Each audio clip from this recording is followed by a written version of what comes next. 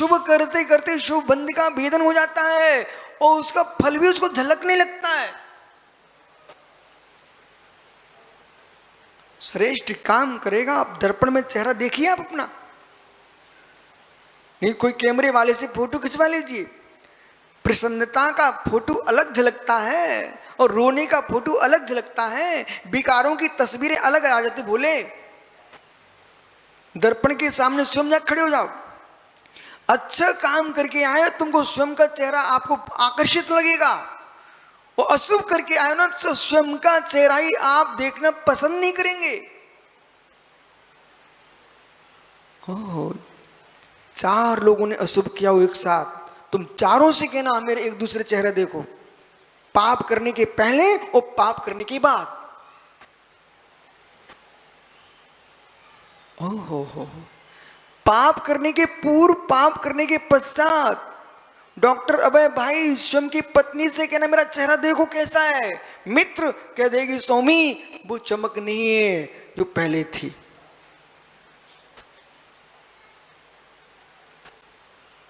नहीं है, भावों की चमक से पुत जाती है। कर्म सिद्धांत कह रहा है, कर्म सिद्धांत कह रहा है काले झंडा जैसे बाहर आ गया, ऐसे प्रति क्षण के परिणाम जो तुम संस्कार डाल रहे हो, आदतों के, व्यसनों के, अशुभ प्रवृत्तियों के, अशुभ उपयोग के, वे सब सामने उदय में आएंगे। नहीं संभाल पाए अपने आप को, नहीं संभाल पाए अपने आप को। इसलिए नाच गान का जीवन अलग है, युगों की चंचलता की साधना अलग है, योगों की स्थिरता की साधना अलग है।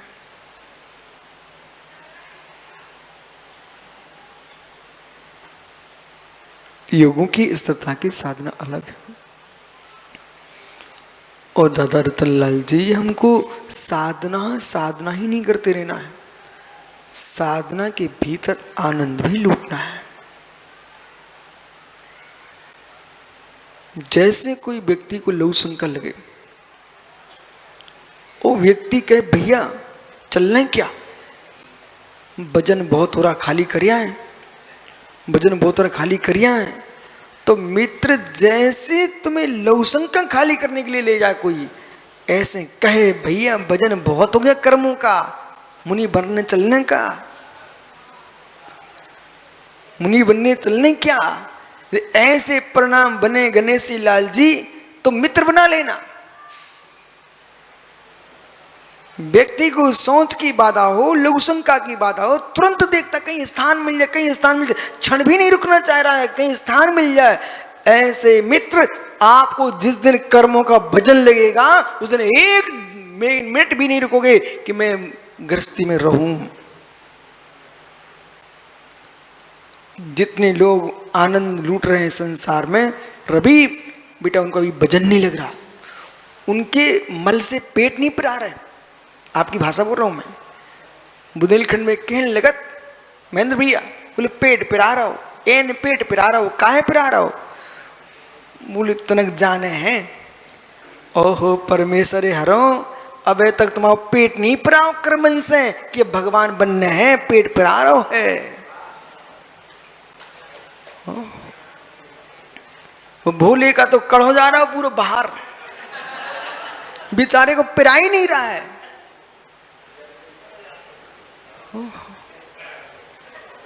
क्या कह रहे हैं?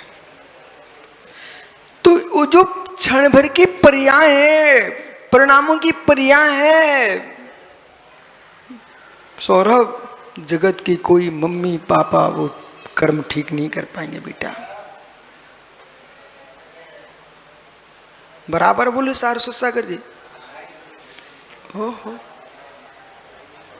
इसलिए दुष्टों की गोष्ठी में बैठना, पंडित जी अब माना कि कोई व्यक्ति कहे हम सोपयोगी कि असोपयोगी, अब मत पूछो भगवान को पास जा करके, आप तो प्रवचन सार जी को निहार लीजिए।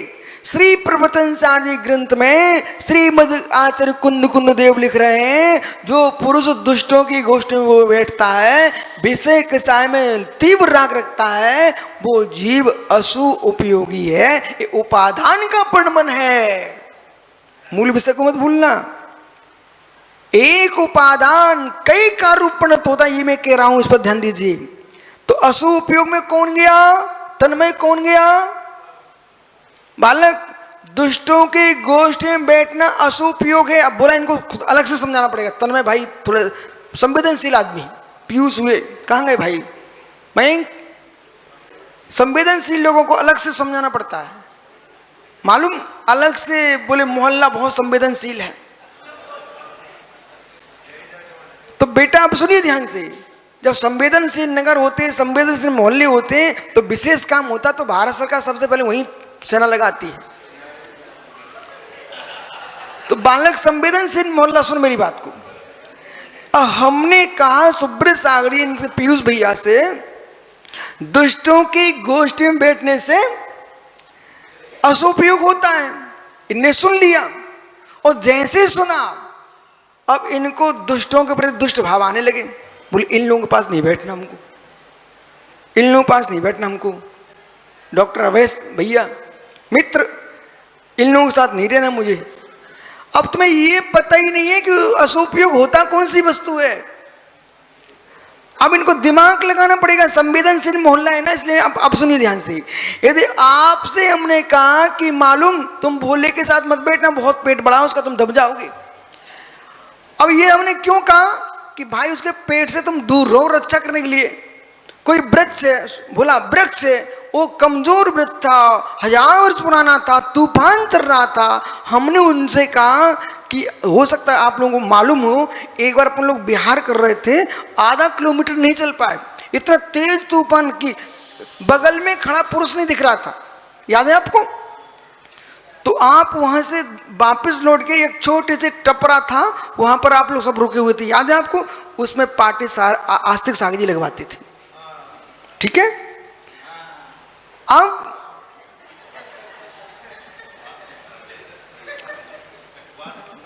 एक कदम भी नहीं चल पा रहे थे, लेकिन हमने धीरे से कहा सभी महाराजों से, देखो वृक्षों के नीचे खड़े मत होना, ठीक है? खुले आकाश में खड़े रहो। याद है आप लोगों को? खुले आकाश में खड़े रहो। आप लोग शुद्धि को गए थे, तब शांति थी, कुछ भी नहीं था, और जैसे 2 मिनट के अंदर तूफान आ गया। अब ठहरिए, तूफान आया, हमने कहा सतीश भैया वृक्ष के नीचे मत बैठना।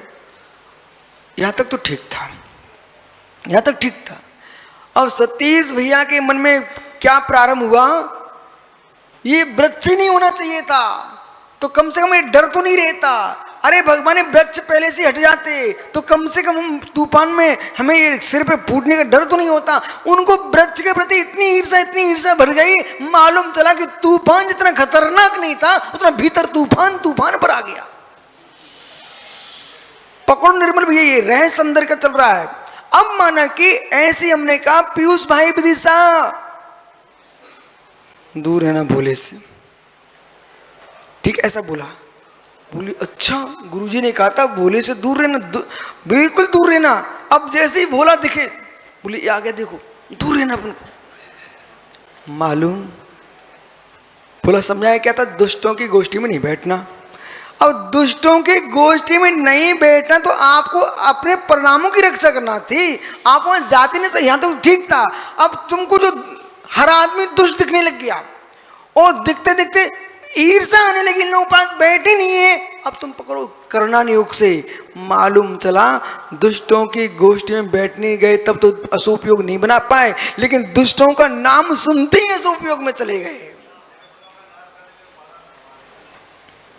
बेटा रहस्य समझ में आ रहा है ना भैया? रहस्य समझ में आ रहा है ना आपको? उपादान पवित्र है, तो ये उपदेश अपने घर में बैठा बैठा व्यक्ति आनंद लूट रहा है, और उपादान पवित्र नहीं है तो उपदेश सुनते सुनते प्रणाम कलुषित कर लेगा जी, बराबर? इसलिए निमित्तों से दूरी तो बनाना चाहिए, पर निमित्तों से द्वेष नहीं करना चाहिए। अशुभ निमित्तों से दूरी तो बनाना चाहिए, पर अशुभ निमित्तों से द्वेष नहीं करना चाहिए। अन्यथा, क्योंकि हमारा सिद्धांत दूसरा चल रहा है, अशुभ उपयोग से बचना है कि निमित्तों से मात बचना है। क्या पंडित जी सिगरेट बीड़ी छोड़कर सिगरेट पीने लग गए, अपनी पत्नी का त्याग करके बोले सभा में बोल दिया ब्रह्मचर्य ले लिया और वेश्यालय जाने लगे अजीब। पत्नी का त्याग करके वेश्यालय जाने लग गया अजीब, तुमने अब्रह्म से कहां बचे हो? अब्रह्म से कहां बचे? यहां पाप बंद की व्याख्या है, अशुभ उपयोग की व्याख्या है। वो किसमें होगा? उपादान में होगा। अब तुम मान लो एक उपादान कई कार्य रूपणत होता है, मान लिया, चलिए आगे।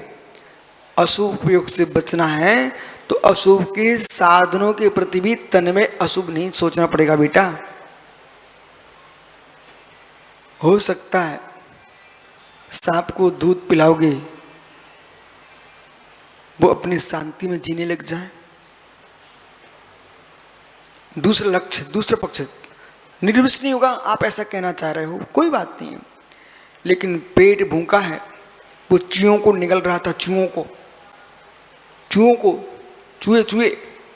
पकड़ पकड़ कर निगल रहा था, तुमने उसको भरपेट दूध पिला दिया, चूहे निगलने की उसके अंदर भूखी नहीं बची, उतने चूहों की रक्षा कर ली कि नहीं कर ली? सम्यक सोचना सीखो ना। हम ये नहीं करें निर्विष कर दो, निर्विष नहीं हो पाएगा तो कोई बात नहीं है, कम से कम मैंने उसमें एक दिन भी मैंने दूध को भरपेट पिला दिया, इस सोच करके इतने चूहे बच जाएंगे। पंडित जी देखो रैस सुमित सीखो इसको। यदि आप समझदार श्रावक हैं, सुब्रत सागर जी ने आहार को निकले, ठीक है, उनने त्याग कर दिया गेहूं का, ठीक, वो आपको मालूम चले कि महाराज जी ने आज गेहूं हटा दिया, रोटी नहीं ली है, तो रोटी नहीं लिए तो चावल तो नहीं हटाए। आप समझदार हो तो 4 साधु और पड़ गए हुए, उन 4 साधु तो महाराज से कुछ बोलने नहीं आपको, 4 साधुओं की अच्छी बढ़िया घी लगा के रोटी खिलाओ, इतनी रोटी खिलाओ अच्छे से जिससे उनको चावल खाने का समय ही नहीं बचे। वो जो चावल बचे थे ना वो तुम सुब्रत सागर को खिला दो। तो आपने सभी साधुओं की सेवा की कि नहीं की? उनकी आहारचर्या की कि नहीं? विवेक। फिर ऐसा भी नहीं कि शेष साधु चावल दिखाना नहीं, चावल दिखा के नहीं ले जाना, वो दिखाना देना, और बचे ही नहीं स्थान। मायाचारिणी विवेक। इधर देखो, यहाँ राजस्थान के कितने लोग बैठे? राजस्थान के, अच्छा राजस्थान के बैठे सब, बहुत बढ़िया, खुशी है।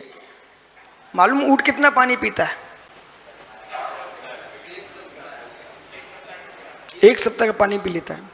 परंतु जब पानी की कमी पड़ती है, मुझे भी मालूम है, मैं भी राजस्थान में रह के आया हूं, वो गोबर घोल देते पानी में गोबर घोल देते हैं, जैसे जितना तीव्र प्यास होता तो पी लेता, फिर उसे पिया नहीं जाता, क्योंकि पानी सबको देना है। पर ये बड़े रहस्य गूढ़ रहस्य। अब छोटे छोटे बच्चे, अब माँ का 12-12, 13 साल से दूध पियेंगे तो माँ क्या करेगी? बोले ये स्वास्थ्य खराब हो जाएगा बच्चे का, तो मिट्टी लगा देती, मिर्च लगा देती अपने आंचल में। तो मायाचारी थोड़ी है वो, बच्चे अंगूठे चूसते, अंगूठे, तो उनके अंगूठे घिस जाते हैं, ठीक है ना, तो उनके अंगूठों में मिर्ची लगा देते हैं।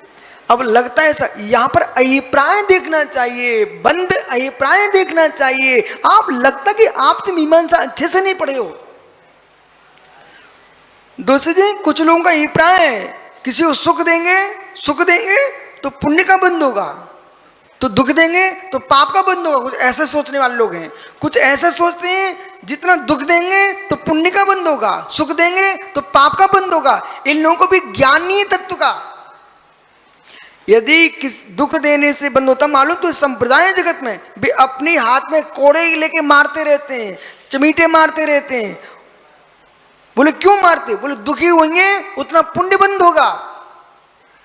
ओहो, तो कुछ लोग मिश्री खाते रहते हैं, मिश्री खिलाते रहते हैं, बोले सुखी करेंगे तो पुण्य बंद होगा। तो ऐसे जो गलत धारणा है, आचार्य समंतरुद्ध स्वामी ने विराजो, समंतरुद्ध स्वामी ने दोषी जी बहुत गहरी बातें लिखी हुई हैं, विराजो। वो क्या लिख रहे हैं? मित्र, दुख देने से एकांतिक पाप का बंध होगा, सुख देने से पुण्य का बंध होगा। तो बालक सारस्वत सागरे मोक्ष कब होगा आपका? या तो कोई जीव दुखी होगा या सुखी होगा, वो बंद होता ही रहेगा, तो मोक्ष कभी नहीं हो पाएगा। बराबर। और स्वयं को सुखी करने से, स्वयं को दुखी करने से पुण्य पाप का बंद होता, तब भी मोक्ष नहीं हो पाएगा। बीतराग मुनि विद्वान यानी पापम परे दुखात पुण्यम च सुख यदि बीतराग मुनि विद्वान ताभ्यम युजा निमित्ततः। श्लोक याद तो कर लिए हैं, श्लोक में रखिए ना। इसलिए सुख दुख पुण्य पाप बंध का एकांतिक कारण नहीं है, विशुद्धि संक्लेशता पुण्य पाप के बंध का कारण है। विशुद्धि संक्लेशांगम चेत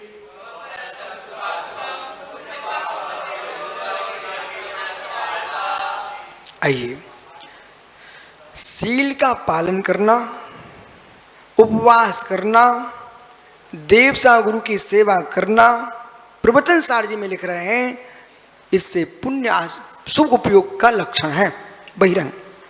ठीक है, ऐसी क्रियाएं कर रहा है सो उपयोग का लक्षण है बहिरंग।